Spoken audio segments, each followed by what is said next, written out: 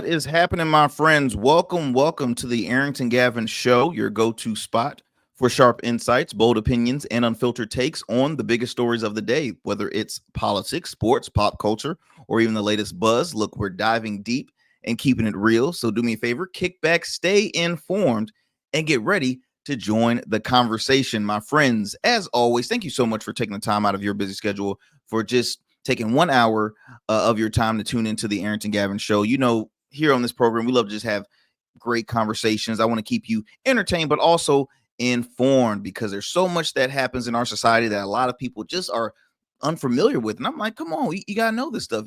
Knowledge is power, man. Remember this, knowledge is power. So the more you know, the more you grow. And here on this program, I have had the opportunity to speak with so many amazing individuals from all walks of life. And as you know, we have some big elections happening this year. I started off with it was around a few episodes ago. I had the opportunity to speak with a young gentleman out of the Chesapeake area, Mr. Blazing Buckshot Bloom, who's running for House of Delegates District 89. He if elected, he will be the youngest ever. So I had the opportunity to have a good conversation with him. And next up, I'm honored to have Norfolk Commonwealth Attorney, Mr. Ramin Fatehi. We've crossed paths a few times within the Hampton Roads area at events, and as long as I know we've been friends on social media, I'm like, he's never been on the program. So I'm very honored and excited to have him on. He is seeking a re-election for Norfolk Commonwealth Attorney. And we just want to really dissect on not just the position of a Commonwealth Attorney, but the things going on really in the city of Norfolk. Norfolk is I'll consider it one of the premier cities in the state of Virginia, not just the Hampton Roads area, but in the state of Virginia. You have the largest naval base in the city of Norfolk. You have, your entertainment there. You have you have three universities, or four, no, actually four. I'm sorry. You have Norfolk State University, you have Old Dominion, you have Virginia Wesleyan, and then you also have TCC, Tidewater Community College. So you have so many, universities within that city, and it's almost like a little big city, if that makes sense. They have so much activity happening and so much great history, rich history in that city. And so I'm excited to have this conversation with him. Norfolk has at times had high crime rate, and it since then has much lowered, especially under Attorney Fatehi's terms. And yeah, we want to know more exactly. Okay, what's in store for for the next term, right? We're going to talk about his first term, and then we also want to talk about what is he pursuing and what's his goals for the next term. So I hope you all stay tuned in for another great conversation, as I always love to present to you all. Look, new episodes of the Arrington Gavin Show, we dropped Monday through Fridays, weeknights, available on all digital and streaming platforms. So you can, for one, watch us on YouTube. You can do me a favor, subscribe if you haven't to the Arrington Gavin Show. You can also subscribe to our Rumble channel as well. You can listen to us on all major podcast platforms, okay? Wherever you get your podcast, you can tune in to the Arrington Gavin Show. And you can also watch us on the GOATverse TV app. That's right. I'm still so excited. I've been on there for quite some time now, but still very excited. You can tune into episodes of the Arrington Gavin Show on the GOATverse TV app, available for free on the App Store or Google Play Store for you Android users out there. You can also download it through the Roku app as well as Amazon Fire. So we have a broader audience that we can target now with being on that app. That GOATverse TV network is filled with so many great personalities like yours truly, from music videos of independent artists, from sports debating podcasts, from hip-hop related debating podcasts. Then you have me, politics and pop culture, right? Because you always have to have that versatile content. So we're here to present that to you. So I'm very excited to be a part of the GOATverse TV family. Let's see. And also you can tune in to our program. You can listen to us on the radio airwaves on WDJY 99.1 FM out of our radio affiliate out of the Metro Atlanta area. We air the Arrington Gavin Show there. Let's see, Monday through Fridays at 11 p.m. Eastern Standard Time. So multiple ways you can tune into the program. And so, yeah, we just want to, give you all the access points on ways you can support and tune into the program. Look, you can also do me a favor if you haven't, follow us on all of our social media platforms. The Arrington Gavin Show on Instagram, Blue Sky, X, formerly known as Twitter, and Substack as well. Substack is a great platform where I always tell you it's hard to impact so much stuff within 1 hour. So when there's moments in the heat of the moment, I really have something to say, instead of me saying it or making a post on Instagram or a quick video, I'm just typing away. It's like my public diary. I'm just typing away, and that's what you can get into on our Substack. Again, it's the Arrington Gavin Show, so very easy to find. Do me a favor, follow us on those platforms. I truly appreciate it. All right, before we head to a quick commercial break, I do have to acknowledge some of our proud supporters of the Arrington Gavin Show, like our friends at Hybrid Productions. Your vision, their creation. Looking to bring your story to life? At Hybrid Production, they don't just create videos, they craft experiences. Whether it's commercials, music videos, documentaries, or corporate content, your vision is their masterpiece. With cutting-edge technology and a creative team that pushes boundaries and a passion for storytelling, they take your ideas to the next level. From concepts to final cut, they deliver results that captivate and inspire. So, ready to make an impact? Go on, collaborate with them by going to their website, visiting their website, hybridproductions.com, or you can check them out on their social media at Hybrid Productions with the Z. We want to thank them for being a proud supporter of the Arrington Gavin Show. I've worked with that production company for quite some years with independent projects, from my very first podcast, from this project, as well as a new project I do a monthly series called Arrington's Most Interesting People, where I get to have just sit down one-on-one conversations with some remarkable folks from the world of faith, from finance, from professional wrestling, right, from comedy, you name it. I get to have those sit down conversations with them and really have a great time getting in their world, right, learning about their field of stuff. So yeah, go ahead and support Hybrid Production. I want to thank them for being a proud supporter of the Arrington Gavin Show. All right, my friends, look, before I bring on our special guest, let me go ahead also and do our quick fun fact, and then we're going to head to a commercial break. So on today's fun fact of the day, did you all know that buttons on men's suit sleeves had a military purpose? Did you guys know that? Did you know that? Some say that Napoleon ordered buttons to be sewn onto military uniform sleeves to prevent soldiers from wiping their noses on them. Kind of interesting. I know. I mean, when you think about it, if I have a runny nose, if I'm wearing a good suit, I'm definitely not good. I'm gonna, that's where handkerchiefs are for. But I'm kind of like, ugh, when it comes to handkerchiefs. Like, I still see folks, I'll still see folks that will blow their nose in handkerchiefs. I'm like, are you gonna like reuse that later? Like, ugh. But hey, everybody has their own thing. But yeah, that is our fun fact. We always love to give you a quick fun fact before we get the conversation going. So yes, you're welcome on that. All right, my friends, look, let's go ahead and take a quick commercial break. When we come back, we'll have a lot more here on the Arrington Gavin Show. When we come back from this commercial break, I'll be joining with Norfolk Commonwealth Attorney Ramin Fatehi. So don't go anywhere, my friends. We have a lot more show for you here on the Arrington Gavin Show.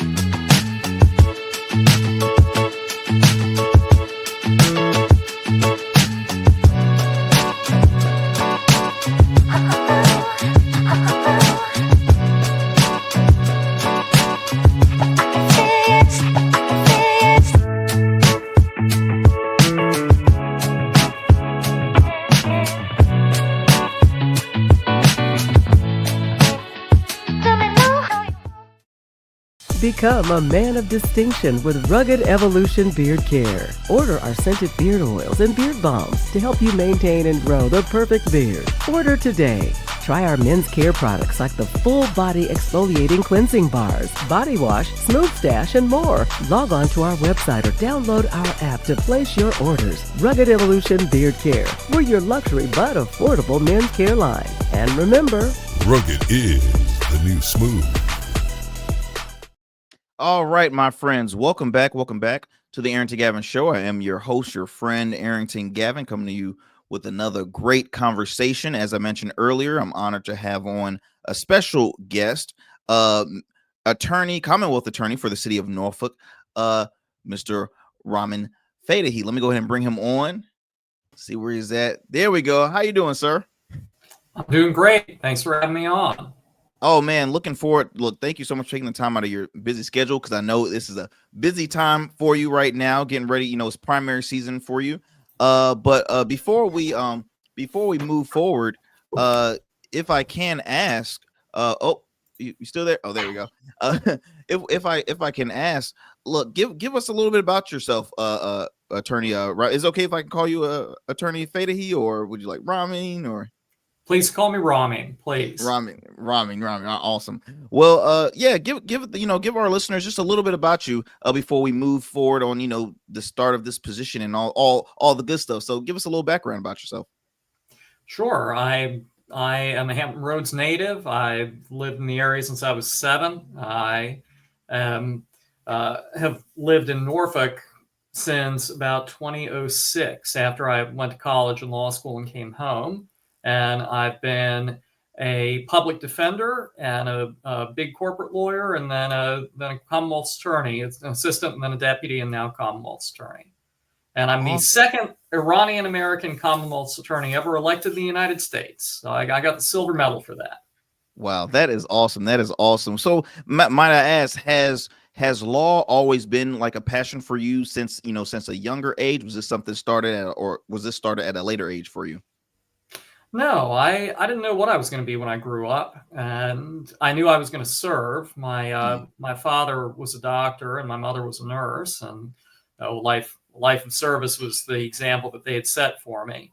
And I thought about being a doctor, thought about working for the government in a different way, but I decided law was the way that I could help other people, and especially working in criminal law, whether as a public defender or as a prosecutor. It's helping people through bad situations, either something terrible that has happened to them or a mistake that they have made, whether it was a small one or a massive one, and to try and heal things when they were broken. Love that. I think we all need more people like that in this world we have, as far as people wanting to serve. Right. I've always said service is one of the biggest jobs and most important jobs in our life. Is just service. That can you can serve people in so many capacities. I definitely want to message you a little bit, Ramin, because I'm reading a little bit of the bio. Graduate of Norfolk Academy. I happen to be a Norfolk Christian graduate, so that those were we played against Norfolk Academy many times. Football, track and field. Yes, that was our one of our competitors in the TCIS at the time. I don't know which division or conference they're in now, but yeah, man. So okay, Commonwealth attorney, what duties comes with that position? So a lot of our listeners here, I've been doing a slew of mini clips just explaining local elected positions, right? I feel as though everybody is very familiar with the federal level positions, like the president. Maybe some people might know a little bit about Congress, but it's always like, okay, we hear what we see on TV. But a lot of folks are still unfamiliar with what occurs in their own backyards, from a school board, from city council, from Commonwealth attorney, from the clerk in the circuit court. I mean, it's so many positions that people should still be at least familiar with. So could you explain the duties of a Commonwealth attorney? Oh, I'd be glad to. So I know you have listeners all over the country, and I know you broadcast in Atlanta. I lived there for a summer, great city. And everywhere else in the world, we're called DAs, district attorneys. Okay. So we're called Commonwealth attorneys here. It's just we're Virginia, we do things differently.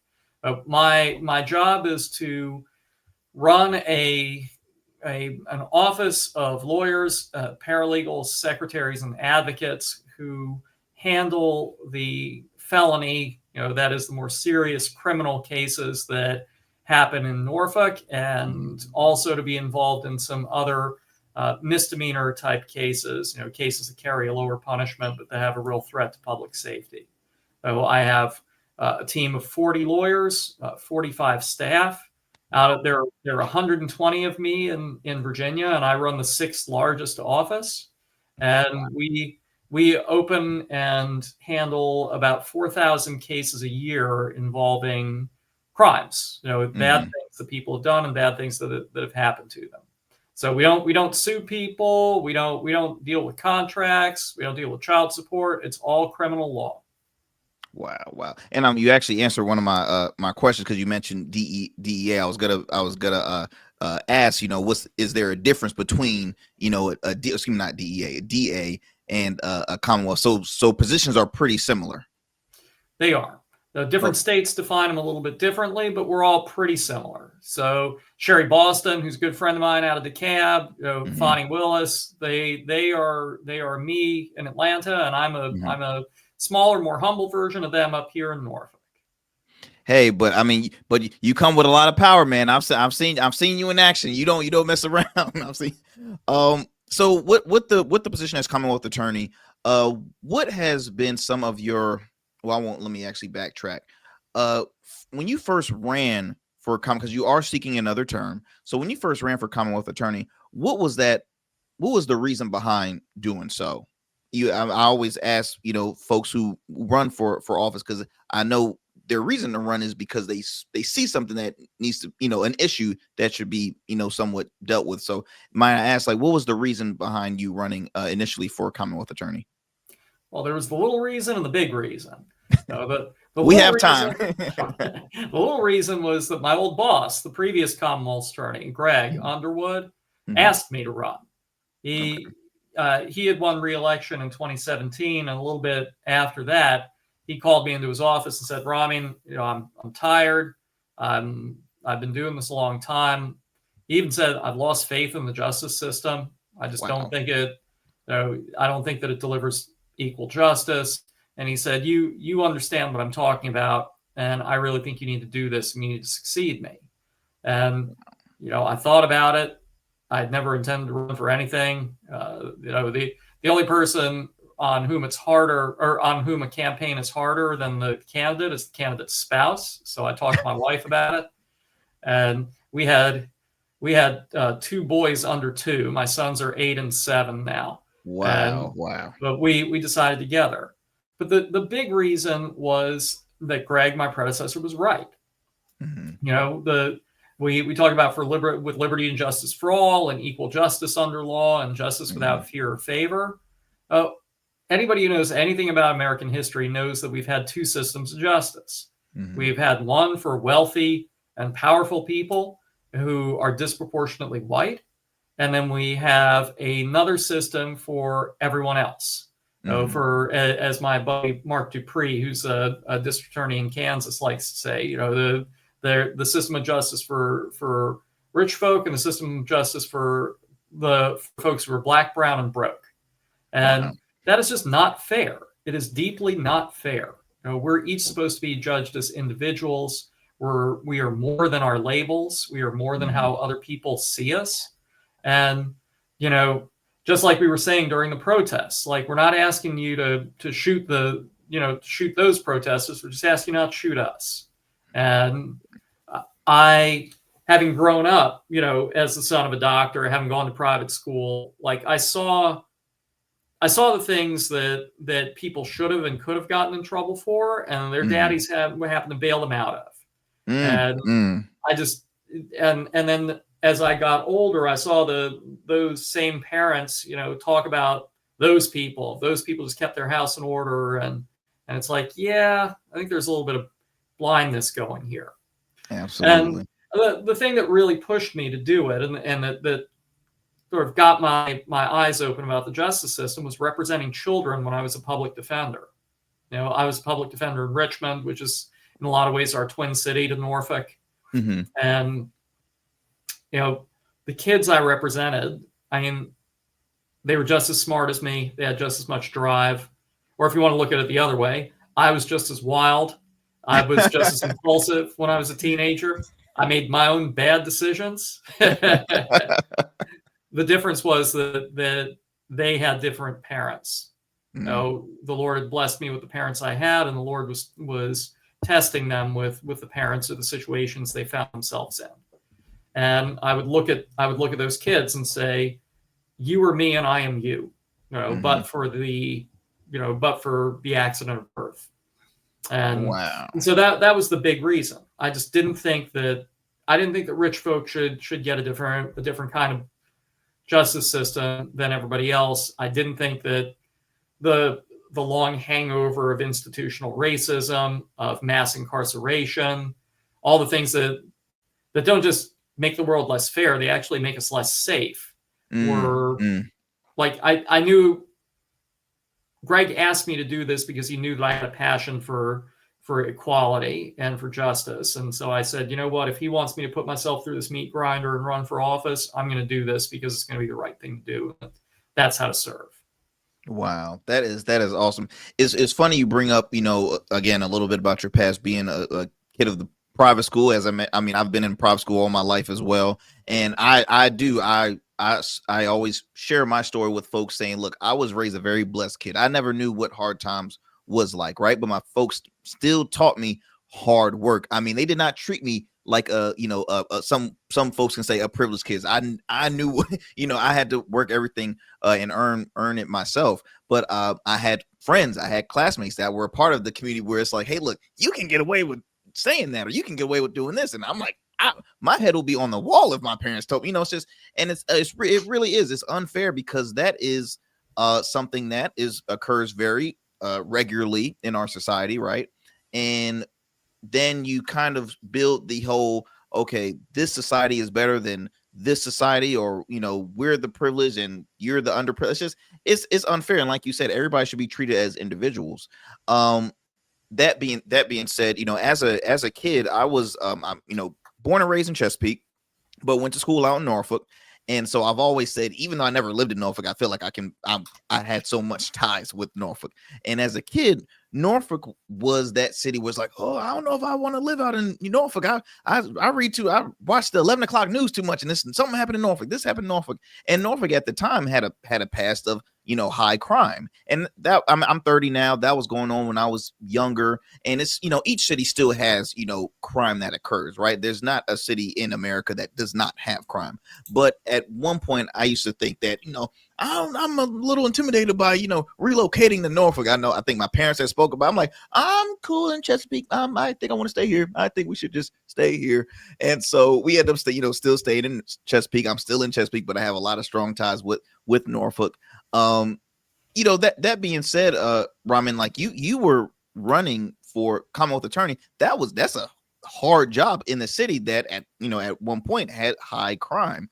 What was some of the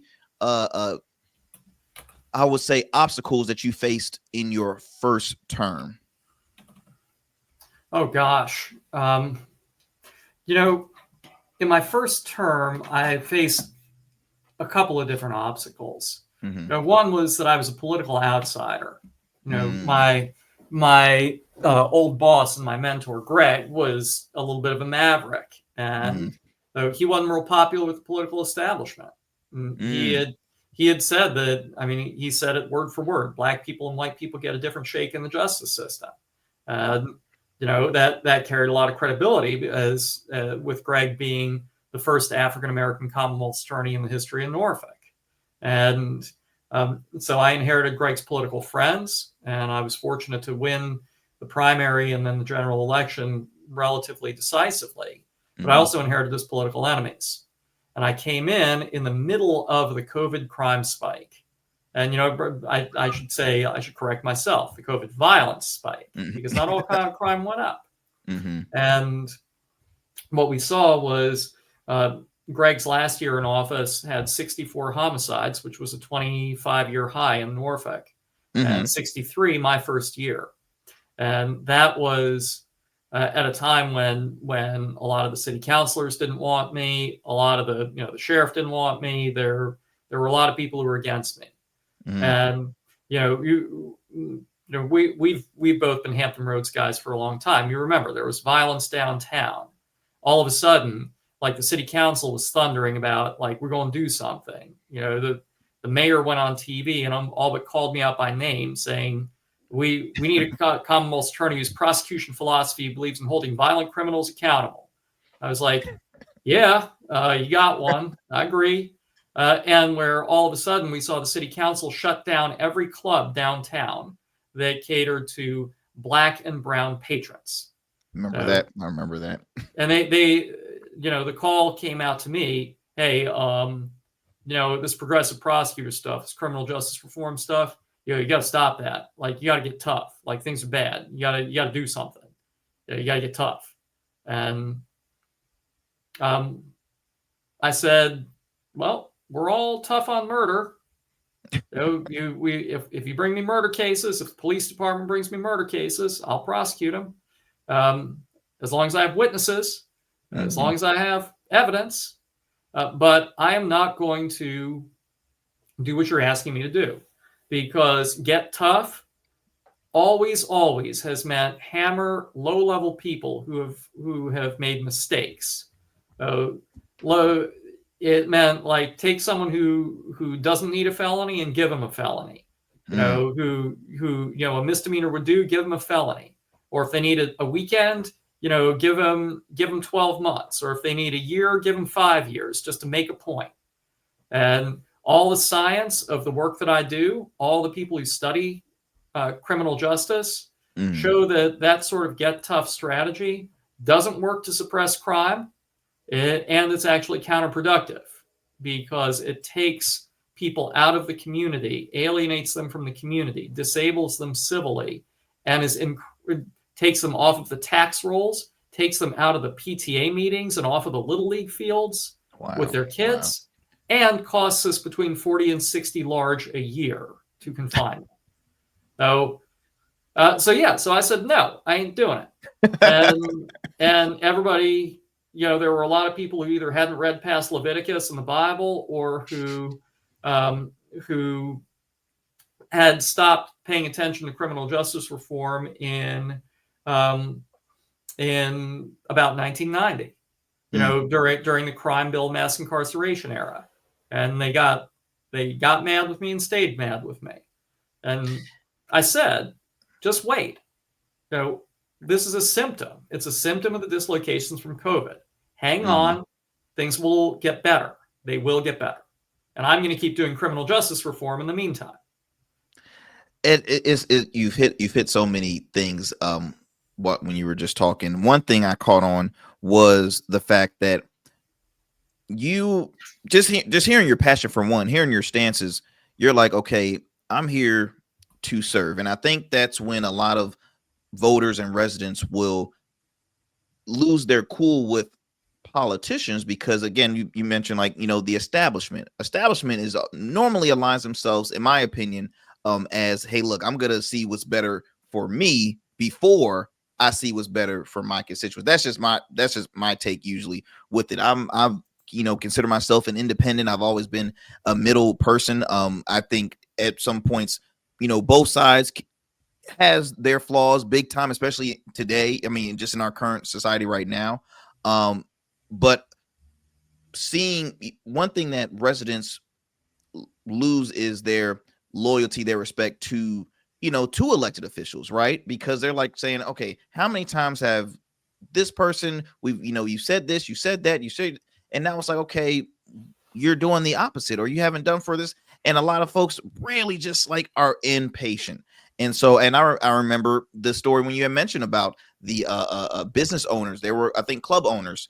And I remember hearing about that on the local news. And that was a huge issue that really kind of, I would say, divided the local Democratic Party. I won't go into too many details with that, but I mean, you had some, a division that was occurring with that, because they're saying, hold up, this is not fair. This is unfair. What are we doing here? And so, thank you for bringing that up, Ramin. Next thing I would love to bring up to you is, in addition to, in addition to criminal justice reform, I do want to acknowledge the fact that under your administration, you started, I think, your first year, and this is as told from the News 3 homicide tracker, 63 killed in homicides, went down as of right now is 35. So it's been a huge drop with that. Might I ask, what was some of the the things that you had to do in order to bring that large number and lower it down like throughout that term. Like how was that process going on through your during your term? I had nothing to do with those numbers coming down. Nothing. I wish I could say I did, but prosecutors don't control the crime rate. We just don't. To give you an idea of why I say that, I'm talking national numbers. For every 100 murders that are committed in America, 60 people are arrested. The other 40, nobody's ever arrested. When it comes to shootings where nobody dies, it's under 50%. Property crimes, it can be in the teens. The universe of people that we as prosecutors touch is actually just a little bit. Now, that doesn't mean that that you could abolish us and the world wouldn't be any different. We make massive differences in the lives of individual victims, individual defendants.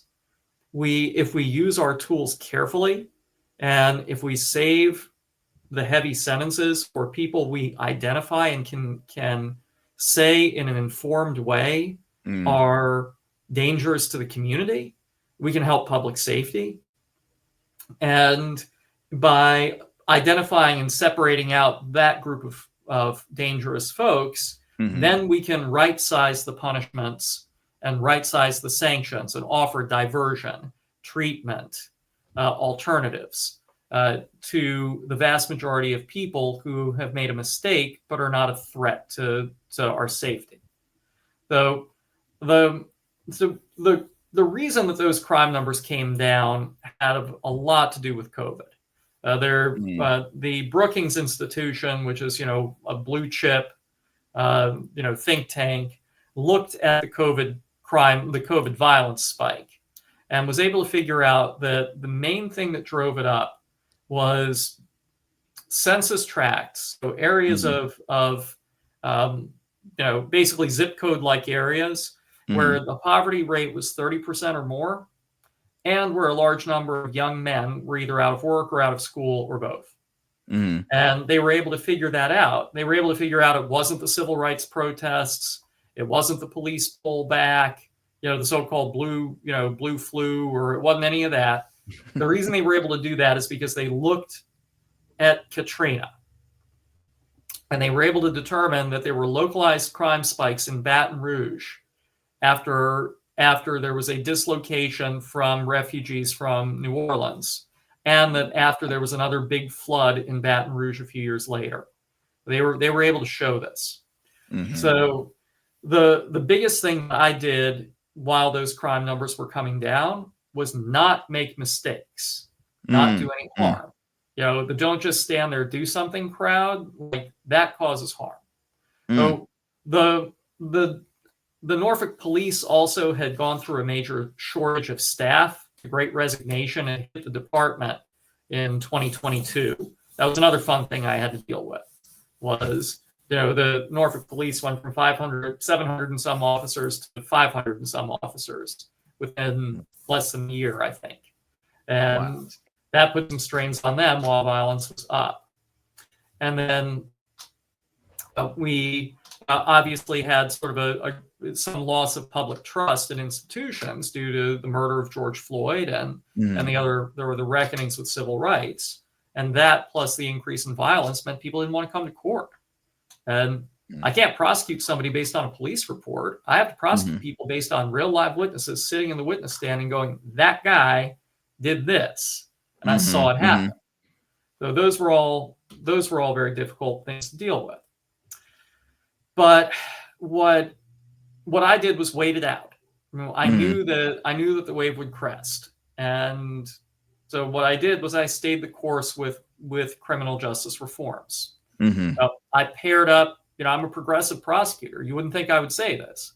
I developed a close working relationship with the police department, and I shared intelligence with them. I took my office, which was set up in a very old-fashioned way. We had murder prosecutors, drug prosecutors. That's not how crime works. Crime is local. It follows like hotspots, blocks, houses, apartment buildings. And so I set up my office, and I borrowed it from the progressive bastion of Virginia Beach. That we were gonna mirror ourselves on geography and on neighborhoods. I started to go to every murder scene in Norfolk personally, Wow. day or night. 1:00 this morning, I was at a murder scene with one of my lawyers, talking to the police about the facts and absorbing the information and absorbing the scene. Wow. We started asking the police department, who are your crime drivers? Who are the people who you really need us to handle? And whether they got caught on violence or whether we were able to Al Capone them. Al Capone didn't go to prison for being a gangster. That's right. That's right. Tax evasion. Tax evasion. Exactly right. So you can't, because the tax form's coming to court. You can't scare it. It'll show. And one of my favorite movies, by the way, y'all. Y'all know I'm a huge Mafia guy, so Untouchable is one of my all-time classics. Absolutely. Sean Connery with the booze in the oven. That's right. That's right. but I became smarter on crime, not tougher, because tougher is counterproductive, but smarter. And what we began to see was we were able to use the police department's information that we were kind of wasting before. And the office was, and we were able to get smart. And we were also able, by doing that, to be able to say in a principled way, like, if an 18-year-old steals somebody's iPhone, that's a felony in Virginia. We don't need to make that person a felon. If the science shows that being on supervision doesn't get you clean. People relapse and die and recover at the same rate, whether you make them report to a probation officer or whether you don't. So we're not going to make somebody report to a probation officer unless they're a threat to public safety. All the myths about super predators were wrong, really wrong, and they led to a lot of evil things. And so, in one of my proudest things is that in my entire tenure, with one exception, no child has gone to adult prison, like 3 years, because we don't need to, because the science shows we don't need to. And I am proof of concept that criminal justice reform does not endanger us, because everybody told me that what I was doing was crazy, that it was wrong, that I was going to turn, it was going to be World War III in Norfolk. And while I did criminal justice reform, murders fell 42%, violent crime fell 40%, and property crime, which you see on nothing but 24 hours a day on Fox News, everybody's stealing everything, right? Property crime in Norfolk fell 27%. Wow. Anybody who tells you otherwise, telling you some fake news. And what that did was put fathers back at home. Reduce the size of the jail population, which is half of what it was 10 years ago. And crime fell. Win, win, win. And for every 40 to 60 grand that we've saved, that's money that we can reinvest in our community. That is also, you've answered my question, because I wanted to talk about some of your accomplishments during your term. I want to ask a question related to public safety. What role do you think, or do you believe, a Commonwealth attorney should play in addressing gun violence? Because we still witness gun violence that occurs around the 7 cities. Sadly, they will have the stories are involving kids at a younger age. I mean, younger than expected. I mean, from as young as 6 to 14, 15. I feel like every time, if I hear a crime in related to gun violence, it's teens. So how can you address, or what role do you think as Commonwealth attorneys should be addressing gun violence in the city of Norfolk? The first and core thing that I do as Commonwealth attorney is hold people accountable if they're committing gun violence. The criminal justice reform answer to murder is prison. Like there has to be a sanction if somebody takes a life, or if somebody shoots and hurts somebody. That sanction needs to be careful. I'm a big believer in right sizing it, making sure that it's consistent with the science. But there are some people who are dangerous, and those folks who are dangerous and are hurting people, we need to confine them until they're not dangerous anymore. That we've learned a lot about that over time. Like Mm-hmm. super predators, like you don't need to confine a 14-year-old for 60 years. Mm-hmm. You know, it's Mm-hmm. wrong. It's cruel. You know, but they do need to be. You know, there is a violence arc that starts in your. They can start in your early teens if you're off on the wrong foot, and it starts to drop by 25, and it hits the floor by 40. Which means again confinement where necessary and where appropriate. But a lot of what I do when it comes to gun violence is recognize and call out the fact that gun violence is a symptom. Crime is a symptom. Everybody wants to talk about it as a problem, but it's a symptom of something bigger. And that's why, as a progressive prosecutor, I talk a lot about, like, by the time somebody gets to me and they've committed a murder, I'm kind of out of tools. I can make sure that you know we don't kill them. Well, I campaigned to end the death penalty, and you know the General Assembly abolished the death penalty in Virginia a few years ago. We can make sure that we don't use death by incarceration, you know, life without parole, unless it's absolutely necessary. And then we have to deal with the root causes. So I go out and I talk about, like, if we really care about gun violence, we need to have better schools, especially for poor kids who don't have the parents like you and I had. You know, we need good blue collar jobs, the jobs where you shower at the end of the day instead of the beginning of the day, and you can still have a decent life for your family. Absolutely. The good union jobs, and we need healthcare equity. We need childcare so that people can work. We need environmental equity. You know, the things as simple as, you know, lead paint, diesel fumes, heat islands in poor neighborhoods. These are all things that contribute to an increase in crime. And none of them is as simple as just lock them all up, or see, we're going to jam you up, like you're going to go to prison. Like, you know, that all sounds great, but that, you know, that's what, you know, one of those things where it's like, great, your mouth's writing a bunch of checks, and what's the balance on your rear end? Like, are you going to be able to cash them? Like, all that's doing is dealing with symptoms. So, and then we also have to deal with the things that don't really show up in any chart. Okay. Gun violence intervention, violence interrupters. You know, guys in Norfolk like Clay Marquez, Brother Bilal, you know, who Aunt Clary, you know, KD Williams, guys who are out there doing the work of community violence intervention, which is not about building a case or making an arrest, but about, you know, violence spreads with the same vectors that COVID and the flu do. The criminologists have shown it. You have an outbreak, it starts to go. And these guys go out and crush the curve. And a lot of people treat it like, oh, this is just like some crazy woke stuff. And while it may be woke, that's not a bad thing. It's also effective. And, you know, and then supporting outlets for young people, especially young, you know, adolescent men, teenage boys and adolescent men. You know, everybody laughed about midnight basketball in the 90s. The Norfolk Nighthawks basketball program, that is crime prevention, and that is gun violence prevention. It's so needed. Oh, I'm sorry, I didn't mean to interrupt you. I was just going to say it's so needed because I remember when I was in high school, I want to say, I can't remember exactly which grade, but it was during the time where Trayvon Martin.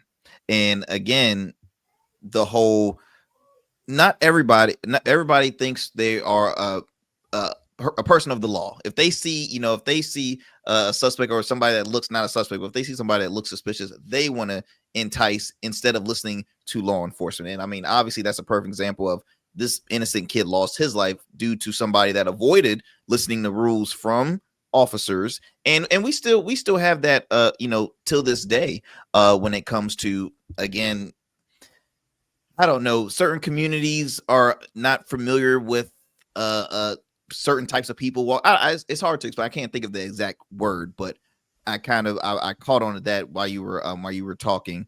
When I want to ask another question too, Ramin, when it comes to, I'll say, I've spoken with some residents in the city of Norfolk, and some residents had feel like certain communities are over policed or unfairly prosecuted, right?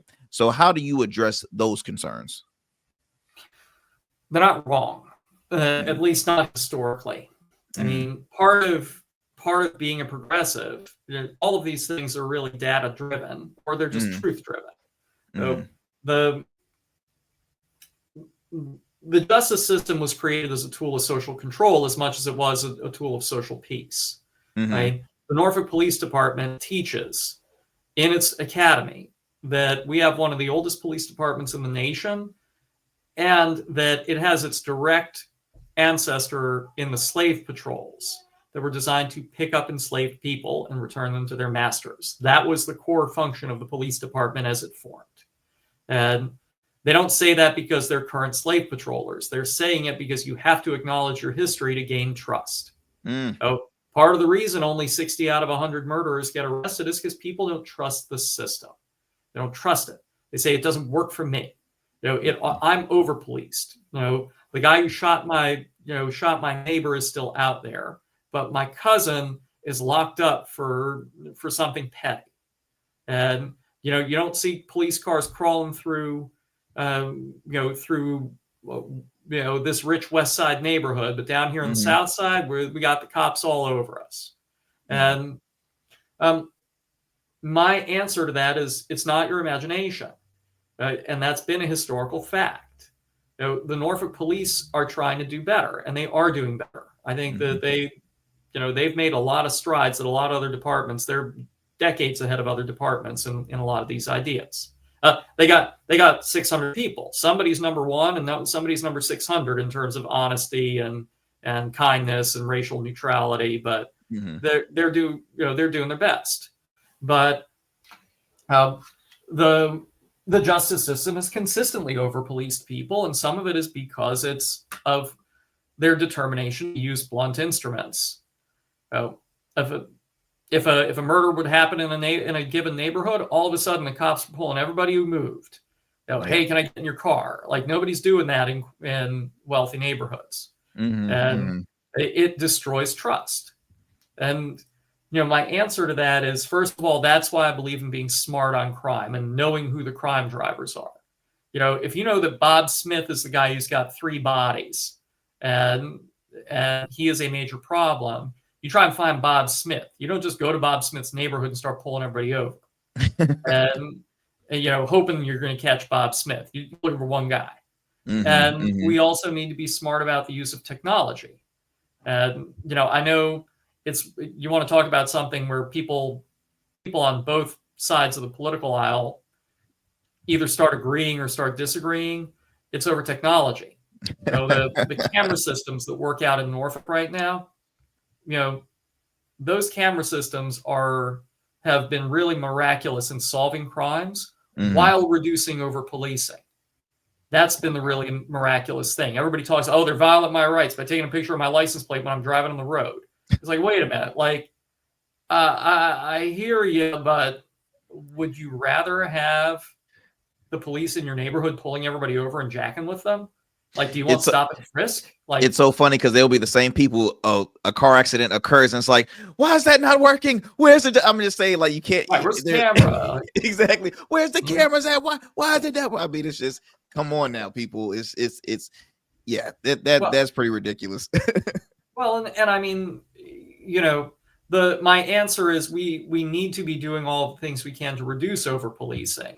Both because over policing alienates real people, and often real people in the neighborhoods where violence is most prevalent and where we need them to have faith in the system sufficient to cooperate. It's also a waste of resources. Like, cops don't need to be jacking with people. They need to be arresting murderers. Like, that's what they should be doing. And they don't, when they're flooding the zone in a neighborhood, it's under the, it's 1990s technology. It's like typewriter and fax machine technology, where it's like, well, we know something bad happened around here, so we're just going to keep on pulling people over till we get some guns, we get some drugs, and that'll make it better. Yeah, that's definitely one of the biggest disservices to, and very offensive as well. Yeah, no kidding. But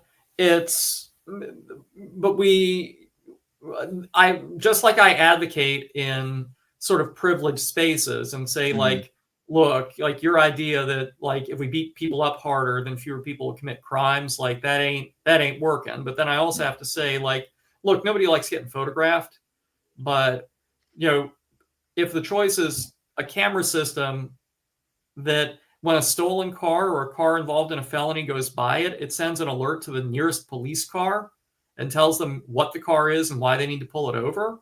I'll take that over people flooding our neighborhoods. Absolutely. And P.S. We don't have to look any further than Virginia Beach or than St. Paul, Minnesota. 2 officers lost their lives in Virginia Beach doing their jobs on a traffic stop for an expired plate. And Philando Castile got shot to death by officers. So the common denominator is traffic stops. Like we should reduce the number of traffic stops to confine it to public safety issues. And if we're worried about speeding, if we're worried about school zones, if we're worried about tags, like let's use cameras. Let's accept that this technology is going to make us safer, and it cannot discriminate. The camera doesn't care what race you are. It doesn't care that I'm named Fatehi and not Jones. It doesn't care whether you're black or white. Like Absolutely. all it cares about is did you meet whatever, are you going too fast? Did you run the red light? Absolutely. And you can't intimidate a camera. A camera will come to court.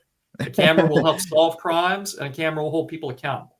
My dad used to tell me this while I was playing sports in high school. He always said, the eye in the sky doesn't lie. Meaning, at practice, our coaches they would record, a practice or a game and say, hey, look, this is the mistake that happened. So, and if I try to say I don't know what you're talking about, boom, roll the tape. The eye in the sky doesn't lie. I have you for about a little less than 8 minutes, Ramin. I want to hit 2 things really quick. You mentioned and you even on your site you address yourself as a progressive prosecutor. I feel like in today's society, with the not really label, but somewhat, addressing that you are affiliate, right? Does it help or hurt? Because I feel like, just because of our, person in office right now, he kind of made the courts a political tool in a sense, or weaponizing the justice system, saying this is they're against me because they're left leaning, so I feel as though they put people that really do want to prosecute what's right. Hey, look, if you broke the law, we got to prosecute you. I feel like he's been attacking, and it's led to this whole slew of folks attacking folks that are have a certain affiliate values, right? So calling yourself a progressive prosecutor, do you think that helps or hurt just your campaign, just your overall I don't know, I know that's kind of a loaded question, but does it help or hurt by always by addressing yourself as a progressive prosecutor?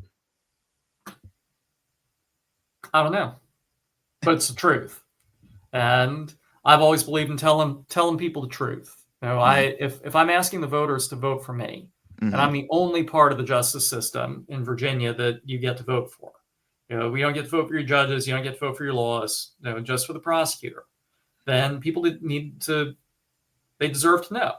Absolutely. And one thing that I've learned about Trump and Trump's goons and, the Karl Roves and all of the other guys who were Trump's political ancestors is they will, anything that we on the left, whether we call ourselves liberals, progressives, whatever, they will try to turn that into a dirty word. And the minute that we walk away and try and rebrand, we are saying on a certain level, oh, those guys kind of have a point.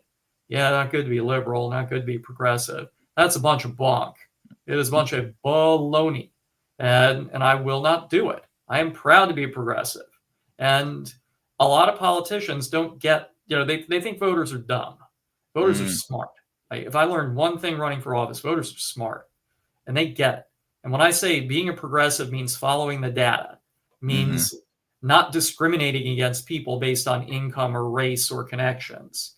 Like they go, I can support that. I buy that. And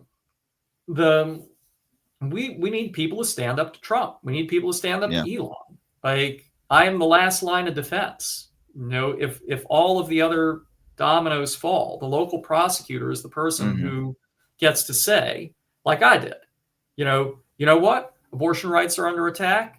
2 minutes after that, well, not 2 minutes, very quickly after the Dobbs decision came out, I came out and I said, I will not prosecute a woman or her doctor, for an abortion that was legal under Roe. It's medical care. I'm not putting doctors and grieving women in jail. Like I've said that, Elon, believe it or not, has it in for progressive prosecutors. He has vowed to unseat every progressive prosecutor in America. I talked to the Washington Post, and they said, what do you have to say about that? I said, well, Elon's coming. He can come. That was his choice. That was his money. He's the richest man on earth. But I think the people, you talked about the election 4 years ago. I ran for an open seat. I ran into the teeth of Norfolk's political establishment. The shadow government that does not share my values threw everything they had at me 4 years ago. 60% of Norfolk's primary voters voted for my message. Wow. And that was in a three-way race. If you counted one of my other opponents, they voted almost 80% for criminal justice reform. So if I walked away from calling myself a progressive, or if I walked away from my policies, I wouldn't just be betraying myself. I wouldn't just be aiding mass incarceration and the criminalization of poverty and mental illness and substance use disorder. I would be betraying my oath. I would be breaking my promise to the voters. So I don't care what anybody else says. They want to diss me for telling the truth about myself and my work. Let them. And you know what? And I think that's where my audience, even myself, that's what we're missing in majority of leadership. And I'm no resident of Norfolk, so I want people to think this is an endorsement. But I'm just saying, a lot of folks are frustrated, especially folks in my age bracket and younger. We see we look at it as like one side kind of being a bully, one side not having a backbone, and or this side having issues within their own party. I'm talking about the left. I've criticized them on this podcast many times as far as, okay, if you see somebody that is fighting for what's right, yet you criticize them, or you have your division within. I mean, I'll be honest, and we have about 2 minutes left, and I know we're kind of rushing with time, but this is primary season, right? So the actual primary election, the Democratic primary, will be happening June 17th. Now, you do have an opponent, and that is challenging you. Already has endorsers from within the current city council. You have your the mayor of Norfolk who's endorsed your opponent. Any response with that? By the way, you do have endorsements as well. You have the House Speaker Don Scott, as well as Congressman Bobby Scott, who has publicly endorsed you for Norfolk Commonwealth Attorney. But by seeing this occurring, man, I mean, I think this is a part of the problem, in my opinion, where you see this division happening. Any response with the challenge, with having a challenger having elected officials endorsing him that are currently in this administration? It's no surprise. These people were against me 4 years ago. They were calling me out to do the wrong thing 3 years ago, and they want somebody to carry their water, and I'm just not that guy. I am my own man, and the fact that Bobby Scott, who resisted the crime bill, and Don Scott, the two biggest and most authoritative voices when it comes to criminal justice in Virginia, have endorsed me. I'll take my guys over that other guy's guys any day. Absolutely. Well, Ramin, look, I'm gonna have to have a part 2 conversation with you, if that's okay. One thing that's always hard to do stuff within this hour, but real quick, I've put up your site. If you have anything you would like to say, how folks can get in touch with you if they would like to contribute to your campaign, even if they're members of if they're residents of the city of Norfolk, or if they're not even from the area, how can people stay in contact and connected with you? Well, they are welcome to follow me on all the main socials, so Facebook, X, and Instagram at Fatehi Norfolk. And sorry, I'm going to fact check you a little bit on that website. It's www.fatehi Norfolk. No four in the middle. Fatehi Norfolk. Let me take that off right there. The other thing that I would ask him to do is go to my office's website, the Norfolk Commonwealth Attorney's office. Subscribe to our email alerts. We put out over 200 announcements about cases that we worked last year, so that you can see the kind of justice that my lawyers and I are doing in your name. So I really appreciate the conversation, Arrington. Absolutely, let's do a part 2. Let's do it. Let's do it. Well, my friend, look, don't go anywhere. I just want to take about 60 seconds after I close this. So if you can, just stay, put you backstage. But I thank you so much, my friend, and definitely would love to do a follow-up with you. Again, ladies and gents, Norfolk Commonwealth Attorney Ramin Fatehi, we thank you so much, sir. As always, my friends, I hope you enjoyed a great, informative conversation. Again, I learned a lot, because one thing that I'm very unfamiliar is when it comes to the law. All I know is that you don't break them. That's the only thing I know when it comes to the law, is that you don't break them. So I really appreciate the conversation with Norfolk Commonwealth Attorney Ramin Fatehi. I heard the passion. I don't know about you, but I definitely heard the passion. I heard the drive. I heard that, look, I'm always going to do what's best for all people, not just selected people. No, all people. There's going to be folks that are going to be against me because I'm this and that, and anti-establishment. Look, y'all, this is what's so important when it comes to just not just local government, state office, federal office. Folks, do what's right.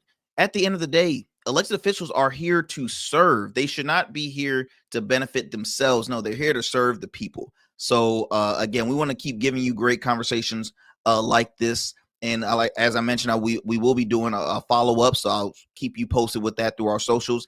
As always, my friends, I hope you enjoyed a great conversation. Be sure to tune in to the Arrington Gavin Show weeknights, available on all digital and streaming platforms. Until next time, my friends, y'all take care, stay blessed, stay safe out there. And I will see you next time for another great episode or another great conversation here on the Arrington Gavin Show.